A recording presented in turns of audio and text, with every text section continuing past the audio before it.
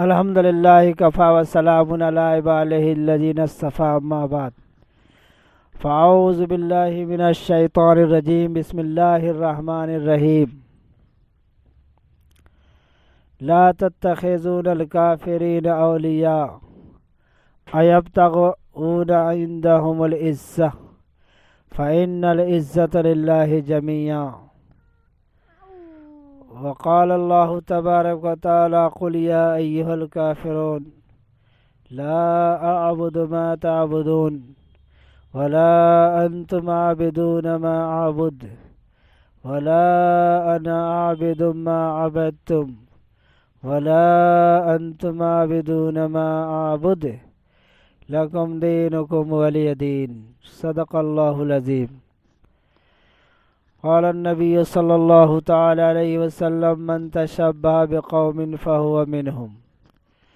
محترم سامعین اکرام، بھائیوں بزرگوں، آج موجودہ حالات میں اور موجودہ دور میں آج مسلمان دھیرے دھیرے ارتداد کو اختیار کرتے ہوئے جا رہے ہیں۔ ان کو یہ معلوم ہی نہیں ہے شاید کہ اسلام کے اندر شرک کی کوئی گنجائش نہیں ہے۔ ابھی دارالعلوم دیوبند نے یہ فتویٰ جاری کیا، امارت شرعیہ اور مسلم پرسنل لا بورڈ اور تمام ملی تنظیموں نے یہ فتویٰ جاری کیا ہے کہ اللہ کے علاوہ کسی کی جیکار کرنا جائز نہیں، حرام ہے اور یہ شرکیہ عمل ہے۔ ہم اللہ کے علاوہ کسی کو بڑا نہیں سمجھتے ہیں، ہم صرف ایک اللہ کی ذات پر یقین رکھتے ہیں جو اکیلا ہے اور اس کا کوئی ساجھی نہیں ہے۔ جیسے جے شری رام کا نعرہ لگانا، اسی طرح سے اور بھی چیزیں ہیں۔ ابھی یہ خبریں مل رہی ہیں کہ ایودھیا کے اندر جو 22 جنوری کو جو شیلانیاس ہونے والا ہے، اس میں بہت سارے تاجروں نے اس میں حصہ لیا ہے اور طرح طرح کے شرکیہ کام انجام دے رہے ہیں، جبکہ علماء کرام اس جشن میں شامل ہونے پر منع کر رہے ہیں۔ اللہ تبارک و تعالی نے فرمایا ہے کہ آپ کہہ دیجئے ہم اس کی عبادت نہیں کرتے جس کی تم عبادت کرتے ہو، نہ تم اس کی عبادت کرتے ہو جس کی ہم عبادت کرتے ہیں، میرا دین میرے لیے، تمہارا دین تمہارے لیے۔ اس کے شان نزول پر غور کیا جائے کہ عتبہ بن ربیعہ اور سرداران مکہ نے آپ صلی اللہ علیہ وسلم کے سامنے یہ تجویز پیش کی کہ چلیے ہم کمپرمائز کر لیتے ہیں، 6 مہینہ یا کچھ دن آپ ہمارے معبودوں کی عبادت کریں، ہمارے معبودوں کی مخالفت چھوڑ دیں، اور کچھ دن ہم چھوڑ دیتے ہیں، کچھ دن ہم آپ کے معبود کی عبادت کرتے ہیں۔ تو اللہ تبارک و تعالی نے یہ آیت اتاری، آپ کہہ دیجئے کہ اللہ ایک ہے اور جس کی تم پوجا کرتے ہو اس کی ہم پوجا نہیں کریں گے، اس کی عبادت نہیں کریں گے۔ دوسری بات یہ ہے، احد کی جب لڑائی ہوئی اور اس میں مسلمانوں کو ایک طرح کی شکست حاصل ہو گئی، تو ابو سفیان نے نعرہ لگایا جے ہبل، ہبل کی جے ہو۔ ہبل ان کے معبود اور بت کو کہتے ہیں جو صفا پہاڑ کے اوپر تھا، جس کی اوپر پوجا کیا کرتے تھے۔ ان کا یہ گمان تھا کہ ہم اس کی وجہ سے جیت گئے اور ہمارا معبود بڑا ہے۔ تو حضرت عمر فاروق رضی اللہ تعالی عنہ کو حضور صلی اللہ علیہ وسلم نے فرمایا، فاروق اس کا جواب دو۔ تو عمر فاروق رضی اللہ تعالیٰ عنہ نے اس کے مقابلے میں نعرہ لگایا، نعرہ تکبیر۔ تمام مسلمانوں نے کہا اللہ اکبر، اللہ ہی سب سے بڑا ہے، اللہ سب سے بڑا ہے، اس سے بڑا کوئی نہیں ہے۔ اس سے یہ بات ثابت ہوتی ہے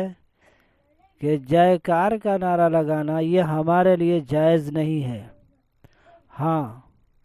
کسی کے ساتھ غیر مسلم کے ساتھ انصاف کرنا، کسی غریب کی مدد کرنا، چاہے وہ مسلمان ہو، کافر ہو، مشرک ہو، یہودی ہو، کوئی بھی ہو، اس کی تو گنجائش ہے، اس کو کیا جائے گا اور کرنا چاہیے۔ رواداری ایک الگ چیز ہے، بھائی چارہ ایک الگ چیز ہے، لیکن توحید میں اور شرک میں ہم ان کے شریک کسی حال میں نہیں ہو سکتے، چاہے اس کے لیے ہمیں کوئی بھی قیمت چکانی پڑے۔ دوسری بات ہے کہ ہمیں کہا جا رہا ہے کہ آپ خوشی منائیں اور اس کے اندر ہمارے ساتھ آپ شریک ہوں۔ تو میرے بھائیوں، بزرگوں اور دوستو، ہم کیا اس بات کی خوشی منائیں کہ ہماری مسجد کو زبردستی لے لیا گیا، شہید کر دیا گیا، اور اس کے بعد اس کے اوپر مزید ظلم ڈھائے جا رہے ہیں، اور ایک لائن لگی ہوئی ہے مسجدوں کی جو کہ کورٹ کے اندر زیر سماعت ہے۔ حالانکہ سپریم کورٹ نے یہ فیصلہ دیا کہ بابر نے کسی مندر کو توڑ کر مسجد نہیں بنایا۔ بابری مسجد میں 400 سال تک نماز ہوتی رہی، اور سپریم کورٹ نے یہ بھی تسلیم کیا کہ مسجد کو توڑنا غلط تھا اور مسجد کے اوپر حملہ کرنا غلط تھا، لیکن انہوں نے آستھا کی بنیاد پر ہندو بھائیوں کے، برادران وطن کے جذبات کا خیال کرتے ہوئے کورٹ نے فیصلہ دے دیا کہ آستھا کی بنیاد پر ان کو یہ جگہ دی جا سکتی ہے۔ تو میرے بھائیوں، بزرگوں اور دوستو، آستھا کی بنیاد پر اگر یہ کہا جائے کہ جو بھی جگہ کسی کو پسند آ جائے تو لے لے، کہے یہ میری چاہت ہے کہ میں کسی کا گھر لے کر اپنا گھر بنا لوں، کسی کی زمین کو ہڑپ کر میں اپنا کر لوں، تو یہ تو فتنہ اور فساد کی جڑ ہے۔ ان کے ہاتھ میں حکومت ہے، طاقت ہے، جو چاہے وہ کریں۔ اس کا مطلب یہ نہیں ہے کہ ہم ظلم کا ساتھی بن جائیں۔ رسول اللہ صلی اللہ علیہ وسلم نے فرمایا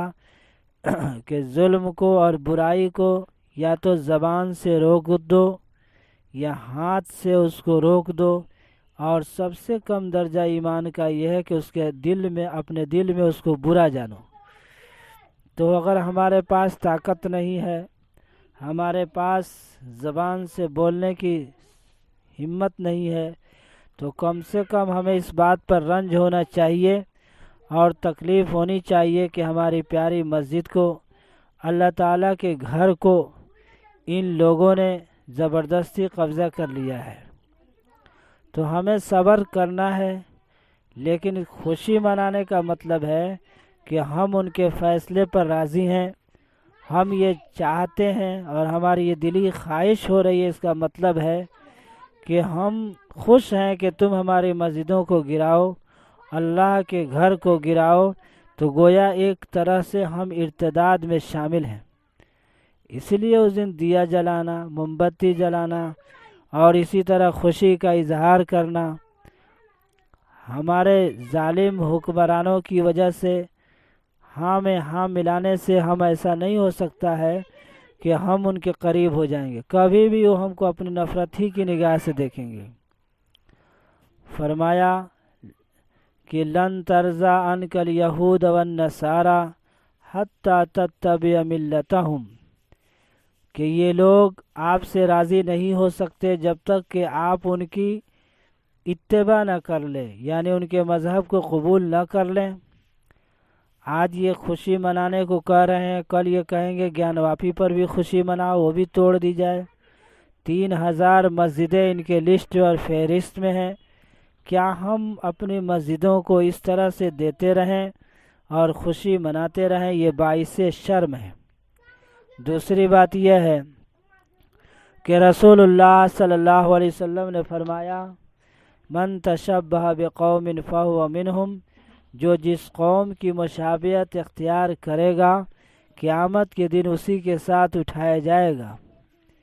اس لیے ایسے نعروں سے ہمیں پرہیز کرنا چاہیے۔ ہمارے لیے سب سے بڑی بات ہے کہ ہم شرک سے بچیں۔ آپ صلی اللہ علیہ وسلم نے فرمایا ایک زمانہ آئے گا صبح کو آدمی مومن ہوگا اور شام کو کافر ہو جائے گا، شام کو مومن ہوگا، صبح مرے گا تو شرک کی حالت میں مرے گا۔ اللہ تبارک و تعالیٰ نے فرمایا کہ اے ایمان والو، تمہاری موت ایمان پر ہی ہونی چاہیے، شرک میں مبتلا مت ہو جانا، اور انجانے میں بھی مبتلا ہو جاتے ہیں۔ آپ صلی اللہ علیہ وسلم نے فرمایا کہ کوئی ایسی تہوار میں شریک ہوا، کسی ایسی قوم کی مشابہت کو اختیار کیا جو اس کی شریعت میں نہیں ہے، فقط کفر، تو وہ آدمی کفر میں داخل ہو گیا۔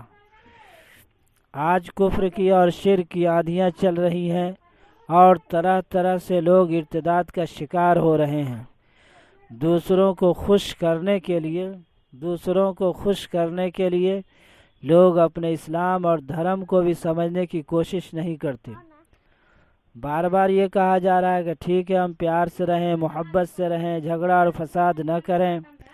ہم کسی طرح کے آوارگی سے اپنے آپ کو بچائیں۔ یہ الگ چیز ہے کہ ہم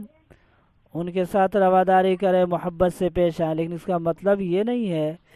کہ ہم ان کے شرکیہ باتوں میں ان کے ساتھ شریک ہو جائیں ان کو خوش کرنے کے لیے۔ ابو طالب پر جب حضور صلی اللہ علیہ وسلم نے کلمہ پیش کیا تو ابو طالب نے کہا کلمہ پڑھنا چاہتے تھے، لیکن سرداران قریش نے بھڑکا دیا اور کہا کہ بھتیجے کا دین قبول کرو گے، لوگ کیا کہیں گے؟ یہی آج ہو رہا ہے، لوگ کیا کہیں گے؟ لوگ خوش ہو جائیں گے کہ مسلمان ہمارا سپورٹ کر رہے ہیں، اور ہم آگے کے لیے اپنے پیر کو کاٹنے کا کام کر رہے ہیں کہ آئندہ کے لیے جو ان کا عزم ہے اور جو یہ چاہتے ہیں کہ ہم ہندو راشٹر کا قیام کر دیں اور مسلمانوں کو اپنے ساتھ ملا کر اور حامی بھر کر کے اور مقصد میں کامیاب ہونے کے بعد تب ان کا صفایا کریں گے، ایمان اور عقیدہ کو ختم کر کے، اور ان کو اصل جو ان کے مطابق، ان کے کہنے کے مطابق جو چیز ہے اس کے اندر ان کو کنورٹ کر دیا جائے۔ حالانکہ میرے بھائیوں، بزرگوں اور دوستوں، ہمیں یہ ساری چیزیں قرآن، شریعت، سنت سے بالکل مخالف نظر آتی ہیں کہ اللہ تعالیٰ شرک کو معاف نہیں فرمائیں گے، اس کے علاوہ جس کو چاہیں گے معاف کر دیں گے۔ اس لیے اپنے آپ کو شرک سے بچائیے، اپنے آپ کو ان چیزوں سے بچائیے، علماء کے دامن کو تھامے رہیے، علماء کرام جو کہہ رہے ہیں اس پر عمل کیجیے، اس کے آپ کے عقیدے کی حفاظت ہوگی اور آپ کے ایمان کی حفاظت ہوگی۔ اس دن ہر طرح کے بیکار چیزوں سے ہم بچیں، مجلسوں بازاروں سے بچیں، اور اسی طرح ہم سفر کرنے سے پرہیز کریں، اس میں ہماری اور آپ کی بھلائی ہے۔